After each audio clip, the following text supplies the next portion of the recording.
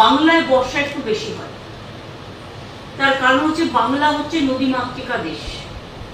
এখানে নদী, সমুদ্র, পুকুর অনেক বেশি, আর আমরা অনেক পুকুরও কেটেছি। মালদায় একটু ইরোশন হয়েছে এবং গঙ্গার ভাঙন, এটা কেন্দ্রীয় সরকারের দেখার কথা। আজকে দীর্ঘ 12 বছর ধরে, 10 বছর ধরে ওরা দেখছে না, 1 পয়সা খরচও করেনি গঙ্গার ভাঙনের জন্য, ফরাক্কাও ড্রেজিং করেনি। বাংলাদেশের সাথে যখন আমাদের চুক্তি হয়েছিল তখন কথা ছিল যে বাংলাদেশের যে জলটা যাচ্ছে সেটাকে রিভাইভ করবার জন্য, যাতে আমাদের এখানে প্রবলেম না হয়, ড্রেজিং করা হবে। এবং ভাঙন যেটা হচ্ছে, ইরোশন, সেই ভাঙনে অনেক বাড়ি তলিয়ে গেছে গঙ্গার ভাঙনে, সেই বাড়িগুলোকে তৈরি করে দেওয়া হবে। এলাকার উন্নয়নের জন্য একটা 700 কোটি টাকার প্যাকেজ তখন তৈরি হয়েছে। কারণ আমি যখন এমপি ছিলাম আমি ঘটনাটা জানতাম, কিন্তু আজ পর্যন্ত সে টাকা দেয়নি। উপরন্তু আমাদের না জানিয়ে আবার বলছে আবার ফরাক্কা চুক্তি রিনিউ করবে এবং বিহারও ভেসে যায়। ফরাক্কা যে ড্রেজিং করে না, শুধু বাংলার একটা ক্ষতি হয় তা না, বিহারটাও কিন্তু ভেসে যায়।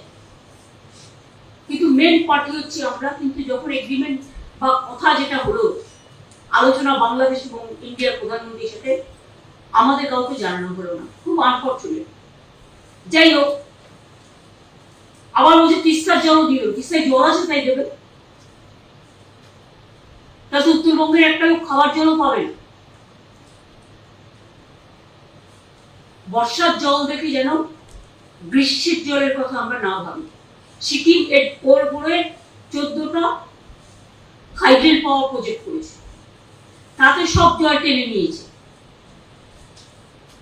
যখন সিকিম 14টা হাইড্রেল পাওয়ার করলো তখন সেন্ট্রাল গভর্নমেন্টের কেয়ার নেওয়া উচিত ছিল।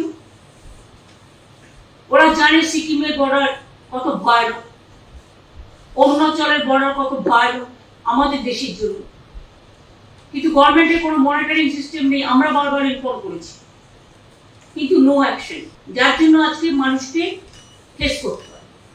জলপাইগুড়ি টাউনের মানুষরা নিশ্চয়ই জানে আগে করলা নদীর জলে যেভাবে শহর বাঁচত, আমরা 16 কোটি 20 কোটি টাকা খরচ করে করলা নদীর ওপর আমরা ভাঙনটা অনেকটাই রোধ করেছিলাম নতুন প্রজেক্ট তৈরি করে। কিন্তু তা সত্ত্বেও পাশে ভুটান আছে, ভুটানের থেকে জল চলে আসে, সেই ভুটানের জলে আলিপুরদুয়ার ভাসে, জলপাইগুড়ি ভাসে, তার সাথে যুক্ত হয় বৃষ্টির জল, সবকিছু মিলেমিশে বন্যায় পরিণত হয়। সুতরাং আমরা হচ্ছে সবচেয়ে বড় সাফার আপনার, কারণ বাংলাটা দেখতেই একটা নৌকোর মতো, ওপরটা দেখতে উঁচু আর মাঝখানটা একেবারে নিচু। জলগুলো ওপর থেকে আসছে আর আমাদের সেটাকে হজম করতে হচ্ছে।